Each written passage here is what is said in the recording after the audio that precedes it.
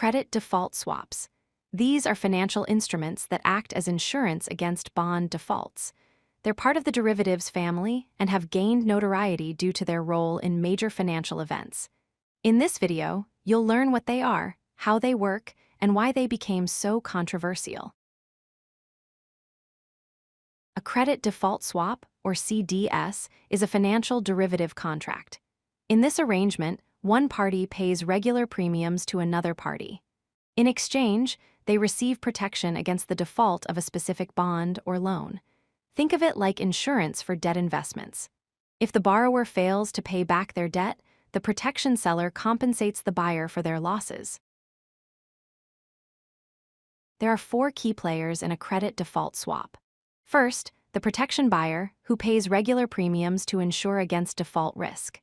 Second, the protection seller, who receives those premiums and agrees to pay out if a default occurs.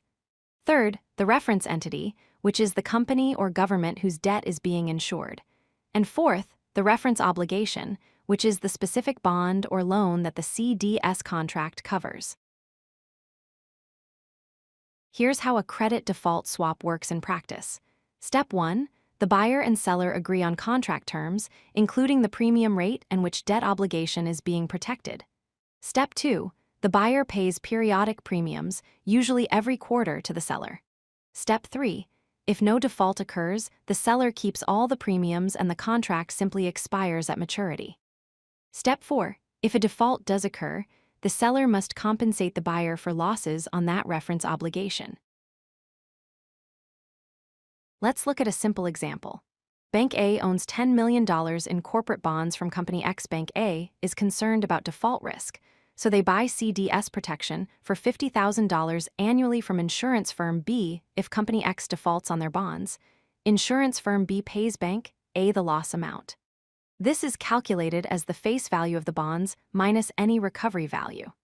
This way, Bank A is protected from the financial impact of the default. Credit default swaps serve 3 main purposes in financial markets. First, hedging, where investors protect their bond portfolios from default risk. Second, speculation, where traders bet on a company's credit quality without actually owning their bonds. And third, arbitrage, where sophisticated traders exploit price differences between the bond market and the CDS market to make profits.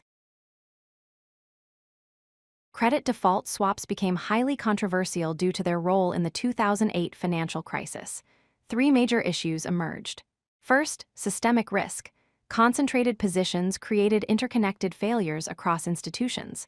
When one fell, others followed. Second, naked CDS. This is speculation without owning the underlying bonds, which amplified market instability. And third, lack of transparency. Because these were traded over the counter, it was nearly impossible to assess the total market exposure, hiding dangerous levels of risk. Let's wrap up with the key takeaways. Credit default swaps can be valuable tools for managing credit risk when used responsibly. They allow market participants to hedge their exposures or express their views on credit quality. However, misuse and excessive speculation can amplify systemic financial risks, as we learned from the 2008 crisis. Following that event, post-crisis reforms have increased transparency and regulatory oversight to make the CDS market safer and more stable. If you like this video, hit that like button and don't forget to subscribe. Visit codelucky.com for more such useful content.